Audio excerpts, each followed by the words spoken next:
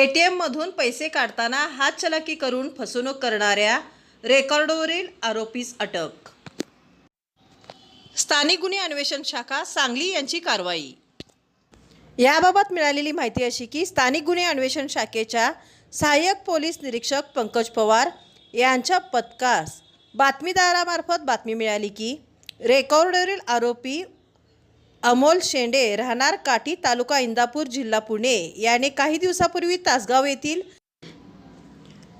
एटीएममध्ये हातचलाकी करून एटीएम बदलून पैसे काढले आहेत व तो सध्या सांगली येथे यशवंतनगर चौकात विना नंबर प्लेट मोटारसायकलवरून फिरत आहे।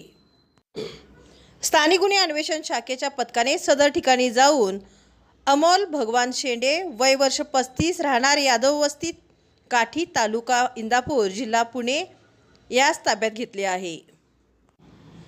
त्याची अंग झडती घेतली असता त्याच्याकडे 24,500 रुपयाची रोख रक्कम, 50,000 रुपयाची एक काळ्या रंगाची हिरो होंडा कंपनीची स्प्लेंडर मोटरसायकल जुनी आढळून आली। सदरची रक्कम त्याने तासगावमधून SBI बँकेच्या ATMमध्ये पैसे काढण्याकरता आलेल्या वयस्कर इसमास बोलण्यात गुंतवून हातचलाकी करून ATM कार्ड बदलून सदर ATM कार्डमधून तासगाव येथील IDBI बँकेच्या ATMमधून काढलेले पैसे असल्याचे सांगितले।